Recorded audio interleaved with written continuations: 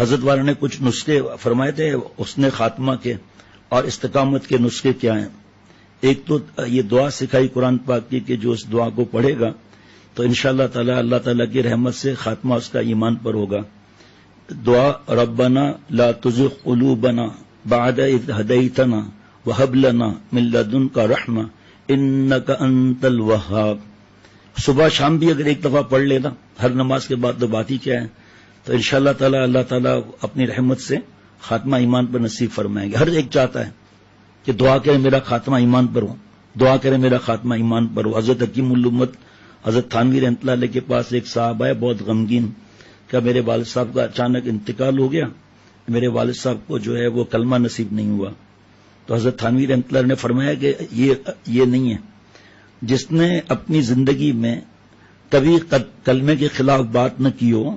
دینی شعار جتنے ہیں, کوئی بھی دین کی بات ایسی شریعت کی بات اس کے خلاف بات نہ کی ہو اور اس کا اچانک انتقال ہو جائے تو خاتمہ ایمانی پر ہوا. پھر فرمایا کہ اس وقت میں بیان کر رہا ہوں, اس وقت بھی کسی کا انتقال ہو سکتا ہے, تو موقع کہاں ملا کلمہ پڑھنے کا. فرمایا اس لیے گھبرانا نہیں چاہیے. بعض لوگ کہتے ہیں نا کہ جی ہمارے فلانے کو کلمے پر موت نہیں آئی. فرمایا نہیں, کلمے پر ہی موت آئی.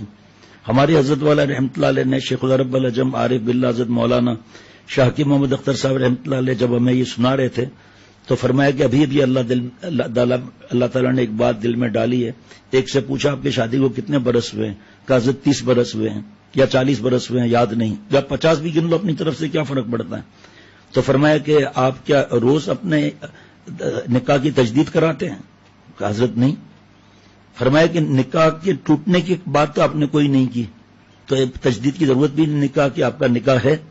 اسی طرح ایمان کے خلاف وہ یہ بات نہیں کی تو ایمان پر ہے اور خاتمہ ایمان پر ہی ہوگا. تو یہ تو اللہ والوں کی باتیں بھائی.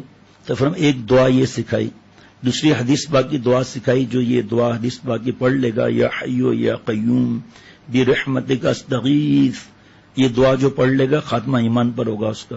2 نسخے. تیسرا اذان کے بعد کی دعا, اور حضرت والا نے فرمایا اس کی تحقیق ہے کہ جب مؤذن کہے گا اشہد ان محمد رسول اللہ, اس وقت درود شریف نہیں ہے. اذان ختم ہوگی پھر درود شریف ہے, پھر اس کے بعد دعا ہے اذان کے بعد کی دعا.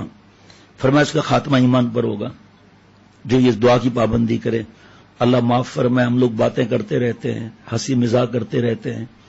حالانکہ پیارے شیخ سے سنا کہ اذان جیسے شروع ہو تو تلاوت رک کر آیت پر پھر اس کا جواب دینا ہے. اذان کا ذکر ہے, ملتوی کر کے اذان کا جواب دینا ہے. کوئی بات کر رہے ہیں رک جانا ہے, لیکن استاد سبق پڑھا سکتا ہے یا شیخ جو ہے وہ بات پوری نہیں ہوئی اور سب لوگ چلے گئے, بعد میں جمع ہو یا نہ ہو, پھر گڑبڑ نہ ہو جائے, وہ بات پوری کر سکتا ہے. حضرت میر صاحب رحمۃ اللہ علیہ ضروری خط لکھوا رہے تھے مجھے, اذان شروع ہو گئی گلشن اقبال میں.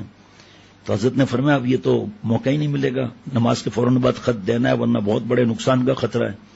پھر فرمایا دیکھیں تڑپ دیکھیں آپ, فرمایا کل جب جاؤ تو مفتی محمد نعیم صاحب سے پوچھ لینا کہ ہم نے یہ صحیح کیا یا غلط کیا.